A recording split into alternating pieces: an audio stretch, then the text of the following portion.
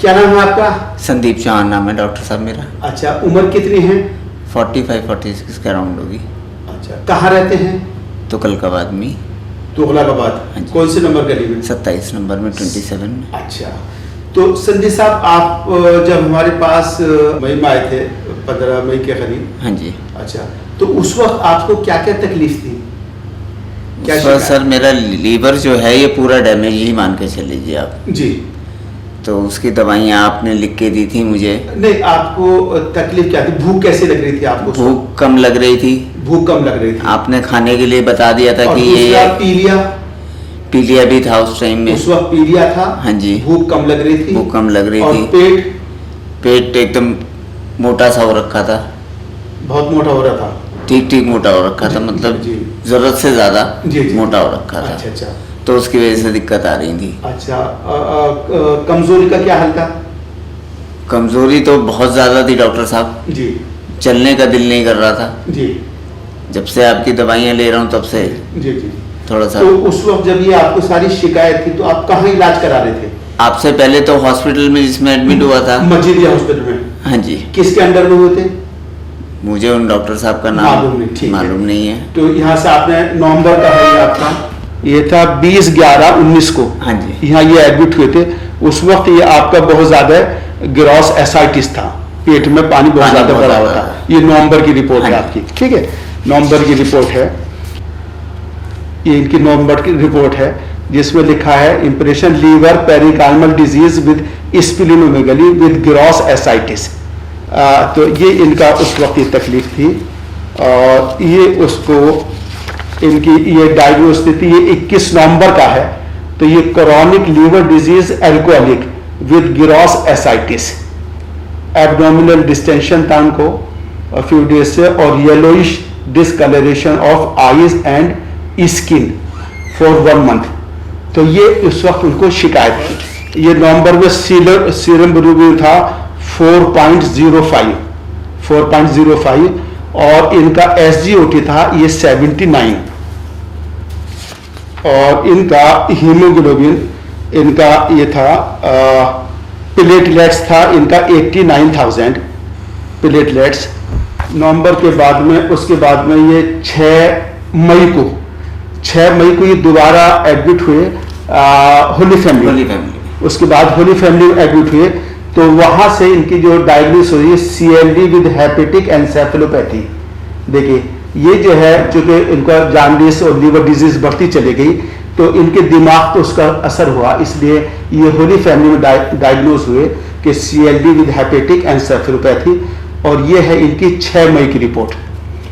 6 मई को ICU में ये एडमिट हुए थे। 6 मई को ये है ICU का। और ये इनके सारी रिपोर्ट्स हैं। ब्लड यूरिया भी रेस था 34 था और सीरम क्रिएटिनिन 1.24 हो गया था और टोटल बिलिरुबिन इनका 4.4 था। ये उस वक्त की इनकी होली फैमिली की रिपोर्ट्स हैं। उसके बाद में ये 12/5/2020 को दोबारा एडमिट हुए हॉस्पिटल के अंदर। डिस्चार्ज हुए 22 मई को और उस वक्त इनकी diagnosis head injury, CLD with portal hypertension, coagulopathy, hyponatraemia, anaemia with thrombocytopenia. तो ये डायग्नोसिस है होली फैमिली हॉस्पिटल की। उस वक्त इनकी बहुत सीरियस कंडीशन थी, ये पूरा बोल भी नहीं पा रहे थे। जब इनको पता चला, हमारा किसने बताया आपको कि हम लीवर डिजीज का इलाज करते हैं? सर मैं यहाँ आया जाया करता था पहले। अच्छा। भी मेरी तबीयत खराब होती थी तो मैं यहीं आता था। अच्छा।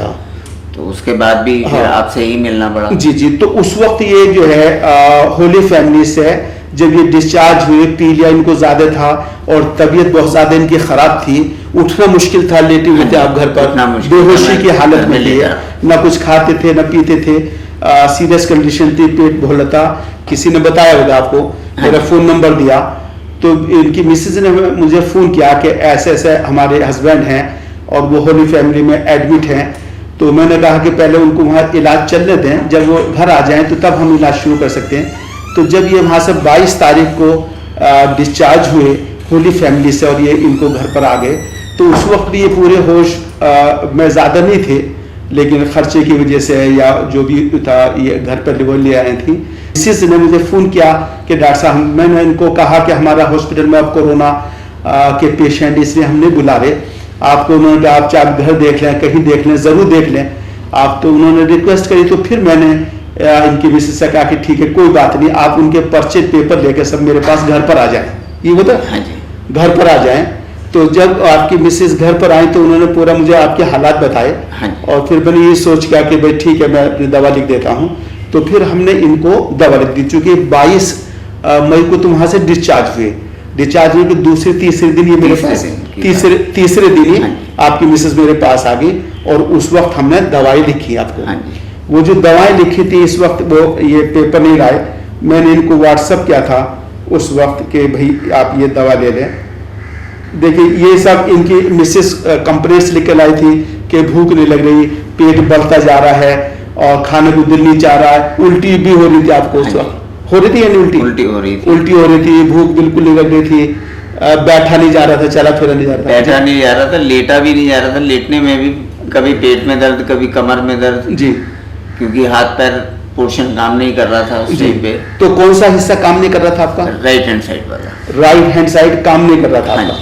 बोल रहे थे नहीं? बोल भी नहीं पा रहा था मैं। बोल भी नहीं पा रहे थे।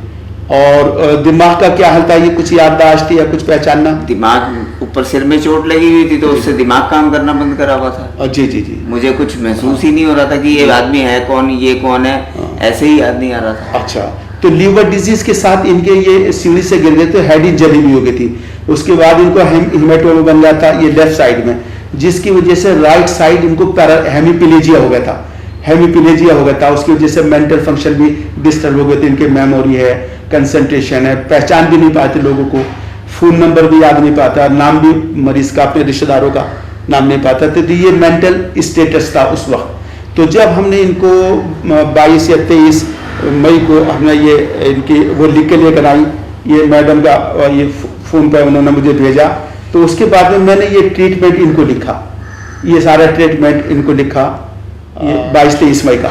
तो हमने उस वक्त इनको ट्रीटमेंट लिखा। ट्रीटमेंट लेने के बाद में ये मुझे टेलीफोन पे बताते रहते कि कितना इंप्रूवमेंट है, उल्टियाँ भी हो रही थी उस वक्त इनको, तो हम इलाज करते रहे, ये दवा इनको लिख दी, ये लेते रहे और आज ये मेरे पास दिखाने के लिए आए फॉलो पे। तो अब देखिए अब इस वक्त क्या हाल है संदीप साहब आपका? इस टाइम तो डॉक्टर साहब जी बहुत बढ़िया महसूस कर रहा हूँ। अब इस वक्त आपको जहन का क्या हाल है, दिमाग का? जहन का हाल भी अब धीरे धीरे टाइम लगेगा थोड़ा सा ठीक होने में, पूरा जो ठीक होगा। अब आपको पहले और अब में क्या फर्क महसूस हो रहा? पहले तो काम ही नहीं कर रहा था सर मेरा दिमाग। अच्छा, अब काम करना शुरू हो गया है। क्या काम नहीं कर रहा था? क्या काम? मैं किसी को पहचान ही नहीं रहा था। पहचान नहीं पा रहे थे। अच्छा, और अब धीरे धीरे सबका मतलब जैसे मुझे फेस दिखता है, ये मेरा रिश्तेदार है, ये मेरे डॉक्टर साहब हैं, या इनसे मैं मिल चुका हूँ, तो वो सब चीजें अब याद आ रही हैं। अब याद आ रही है, वो स्टोर हो जाती है। ये हाथ में काम करना शुरू कर दिया? काम करना शुरू कर चुका है ये हाथ पूरा। बहुत अच्छा। मैग्नेट था पहले, इसमें एकदम चिपचिपाहट हो रखी थी, ऐसे करके मतलब दोनों छूटते ही नहीं थे। अब चल रहा हूँ, घूम रहा हूँ। अब भूख का क्या हाल है? भूख भी ठीक लग रही है। लैट्रिन का क्या हाल है? वो भी ठीक है। उल्टियों का क्या हाल है? उल्टी नहीं आ रही जब से आपकी दवाई। अच्छा, जो खड़े होकर दिखाए पेट का क्या हाल है? ये ऊपर कर लें कमीज जी। पहले से कुछ पेट में कमी है या वैसी है जैसे पहले था? पहले से तो बहुत ज्यादा कमी है सर, अब तो थोड़ी सी रह गई है। जी जी जी। अच्छा अच्छा अच्छा, पहले बहुत ज्यादा था? पहले बहुत ज्यादा थी। अच्छा, पहले पेट में से पानी निकाला था? पहले हाँ जी, एक बार पेट में से पानी निकला है। कहाँ निकला था, कौन से अस्पताल में? इसी में मजीदिया अस्पताल में। अच्छा अच्छा अच्छा, ये नवंबर की बात है? ये नवंबर की। अच्छा अच्छा अच्छा। अब उसके बाद तो निकलवाना नहीं पड़ा आपको पानी? उसके बाद पानी नहीं निकलवाना पड़ा। यहाँ एडमिट होने के लिए आया था, तो यहाँ एडमिट नहीं हो पा रहे थे उस टाइम पे कोरोना की वजह से। अच्छा, तो तब वहाँ दूसरा हॉस्पिटल में एडमिट हुआ। जी जी। तो अब जो है ये देखिए, ये पहली रिपोर्ट है, आपको दिखाते हैं। पहली रिपोर्ट इनका ये LFT है, उस वक्त था इनको 4.89 था टोटल बिलिरुबिन इनका 4.89, और इनका SGO था 74, और इनका हीमोग्लोबिन था 6.9। ये देखिए, ये होली फैमिली की रिपोर्ट है, 6.9 इनका हीमोग्लोबिन था। और इनका था पेशेंट PT जो पीटी था 24 बहुत ज्यादा बढ़ा हुआ था, जबकि ये होना चाहिए इनका 12, ये 12 होना चाहिए, 12 की जगह 24 यानी डबल था। और INR भी 2.38 था, INR भी बढ़ा हुआ था डिरेज से था, और इनका प्रोथर्बिन टाइम भी डबल था, बहुत डिरेज था। सीरम बिलिरुबिन भी इनका 6.9 था। ये है 22/5/2020 की रिपोर्ट आई 2 महीने के बाद में। तो इस वक्त इनका देखिए SGOT भी कम रह गया, ये 41 है जो नॉर्मल हो गया है। उसके बाद इनका सीरम बिलिरुबिन टोटल इनका 2.11 है, नॉर्मली 1.20 होना चाहिए, 2.11 है। तो अगर 1 पॉइंट इनका कम हो जाएगा तो नॉर्मल इनका हो जाएगा। तो इनका सीरम बिलिरुबिन भी यानी लीवर ने फंक्शन करना शुरू कर दिया है, जिसकी वजह से सीरम बिलिरुबिन इनका पीलिया कम हो गया है। नंबर 2 फ्लूइड कम हो गया है। नंबर 3 भूख लगने लगी है। नंबर 4 इनका वोमिटिंग बंद हो गई है। लैट्रिन अब रोजाना सही हो रही है आपको, पेशाब सही हो रहा, और काम करने के लिए अब कुछ हिम्मत हो रही है आपकी? काम करने के लिए हिम्मत हो रही है, थोड़ा थोड़ा जाना पड़ रहा है हर जगह पर मुझे जाना। क्या काम करते हैं आप? मेरा इलेक्ट्रिकल का बिजनेस है। इलेक्ट्रिकल का? हाँ जी। तो अब थोड़ा थोड़ा काम शुरू कर दिया भी नहीं आपने? बिल्कुल थोड़ा थोड़ा काम शुरू है। मेरे पास जो लड़के काम कर रहे हैं वो आते हैं, जिसके यहाँ जाते हैं तो वो भी मुझे देखने के लिए एक बार बुलाते जरूर हैं। अच्छा। कि संदीप जी आप यहाँ आ जाइए, मिलके चले जाइए थोड़ा सा। तो मुझे बड़ी एकदम खुशी होती है, आपकी याद आनी शुरू हो जाती है। मैंने कहा हमारे तो बस डॉक्टर साहब ही हैं जी जी जी जिन्होंने बचा के रखा हुआ है। जी जी, नहीं अल्लाह ही ने बचाया सबको, सब मेरे बस की भी कुछ नहीं है, वही जिस पर रहम कर दे। अब हमारे ऐसे मरीजों को जो बीमारी है, जो लीवर फेल्योर में लोग चले गए हैं, ऐसे मरीजों से आप क्या कहना चाहेंगे? क्या यूनानी दवाओं से आपको लग रहा है इलाज हो जाएगा उनका? देखिए मैं तो उनको सबको ऐसे करके कि भाइयों अगर आपको कोई तकलीफ हो रही है तो एक बार डॉक्टर साहब से मिल लीजिए। जी जी, वो सबसे बेस्ट क्वालिटी है। जी जी जी। आपको ये लग रहा है कि ये दवाओं के जरिए से वो मालिक ठीक कर देगा? डॉक्टर साहब ये तो देखिए मैंने अपना 2 महीने गुजारे हैं, तो मुझे तो बहुत एक हद से ज्यादा तक जी महसूस हो रही है चीज। जी जी।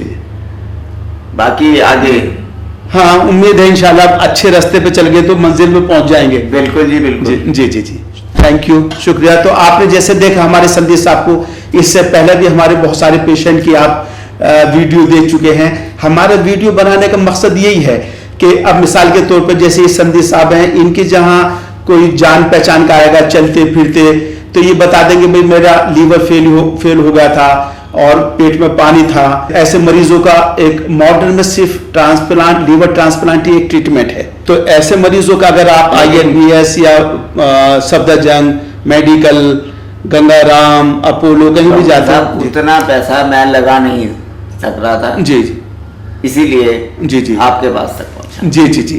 तो ऐसे मरीज हमारे पास आते हैं जो लीवर ट्रांसप्लांट अपनी पैसे की कमी की वजह से बेचारे नहीं कर पाते, या बहुत सारे एज फैक्टर हैं जिसमें मेजर लीवर सर्जरी नहीं हो पाती, या ऐसे हैं कि जिनको डोनर नहीं मिल पाता, बेचारे परेशान होते हैं, या हाइपरटेंशन और डायबिटीज या एस्थमा की उनके साथ शिकायत रहती है। तो ऐसे मरीज हमारे पास आकर और इन यूनानी इलाज के जरिए से वो अपनी सेहत हासिल कर सकते हैं और बीमारियों से बच सकते हैं। तो हमारी ये मैसेज है कि जो लोग ये वीडियो देख रहे हैं, इस वीडियो को दूसरों को शेयर कर दें। ये आपका एक नेक काम और एक पुण्य का काम होगा कि अगर दूसरे लोगों को नॉलेज होगी तो किसी को भी देख कर मार्केट में, कहीं शादी ब्याह में, कहीं ट्रेन में, बस में कोई मरीज जिसका पेट फूला हो, जो कमजोर होता जा रहा हो, पेट पे सूजन हो, भूख नहीं लग रहा हो, बिस्तर से नहीं उठ पा रहा हो, ये उसको आप रास्ता बताकर आप एक पुण्य का काम कर सकते हैं। इसलिए कि जिंदगी कुछ मेरा भी पता नहीं मैं कितने दिन जिंदा हूँ और कब इस दुनिया से सब चले जाएंगे, लेकिन अगर हम किसी इंसान को फायदा पहुंचा सकते हैं तो ये दुनिया के हर इंसान का ये जिंदगी उस मालिक ने बताया कि हम दूसरों को फायदा पहुंचाने की जिस लेवल पे पहुंच सकते हैं हमें फायदा पहुंचाना चाहिए। इसी में तमाम इंसानों की भलाई है। इसलिए आप लोग इसको दूसरों को शेयर भी करें और वीडियो को सब्सक्राइब करें ताकि जिंदगी में हम दूसरे इंसानों की भलाई का कोई काम कर सकें, ताकि तमाम इंसानों को एक अच्छी चीज का पता चले, उससे फायदा उठा सके। Thank you so much.